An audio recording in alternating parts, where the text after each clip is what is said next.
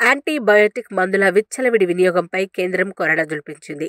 సాధారణ ఔషధాల సామర్థ్యాన్ని యాంటీబయాటిక్ రెసిస్టెన్స్ దెబ్బతీస్తోందనే ఆధారాల నేపథ్యంలో కేంద్రం తాజాగా వైద్యులకు కీలక సూచనలు చేసింది.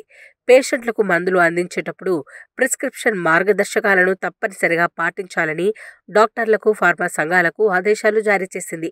ఒకవేళ ఏ రోగికైనా యాంటీబయాటిక్ ఔషధాలను సూచిస్తే వాటిని ఎందుకు సిఫార్సు చేశారో తగిన కారణాలను ప్రిస్క్రిప్షన్లో తెలపాలని డైరెక్టర్లను ఆదేశించింది.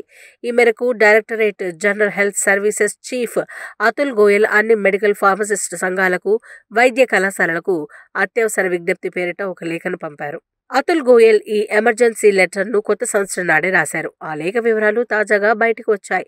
ఇష్టానుసారంగా యాంటీబయాటిక్ల వాడకం వల్ల యాంటీ మైక్రోబియల్ నిరోధకత అనే డిజార్డర్ వరల్డ్ వైడ్గా పెరిగిపోతోంది. ప్రస్తుతం మానవాళి ఎదుర్కొంటున్న టాప్ 10 హెల్త్ ఇష్యూస్లో ఇది కూడా ఒకటని నివేదికలో తేలింది.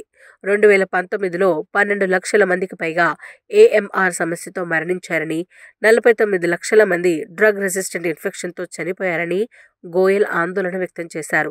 అదుపు లేని యాంటీబయాటిక్ల వినియోగం వల్ల ఔషధాలకు లొంగని రోగకారక సూక్ష్మ క్రిములు పుడుతున్నాయని అన్నారు.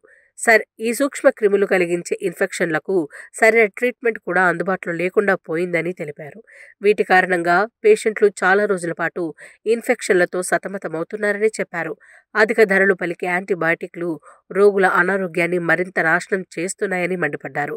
దీర్ఘకాలం పాటు రోగాల బారిన పడి ప్రాణాలు కోల్పోతున్నారని ఆవేదన వ్యక్తం చేశారు. అందుకే వివేకవంతంగా యాంటీబయాటిక్లను వినియోగించాలని దేశంలోని డాక్టర్లకు హితవు పలికారు. ఇక రోగులకు యాంటీబయాటిక్లు సిఫార్సు చేసే ముందు దానికి గల కారణాలను ప్రిస్క్రిప్షన్లో ఖచ్చితంగా పేర్కొనాలని అతుల్ గోయల్ స్పష్టం చేశారు. క్వాలిఫైడ్ డాక్టర్ ప్రిస్క్రిప్షన్ లేకుండా మెడికల్ షాప్ల వారు ఎవరికి యాంటీబయాటిక్లను అమ్మకూడదని లేఖలో పేర్కొన్నారు. భవిష్యత్తులో ఏఎంఆర్ సమస్య మరింత తీవ్ర రూపం దాల్చితే దానిని ఎదుర్కోవాల్సింది రాబోయే తరం వైద్యులే కాబట్టి డాక్టర్లను తయారు చేసే మెడికల్ కాలేజీలకు ఈ లేఖను పంపించామని తెలిపారు అతుల్.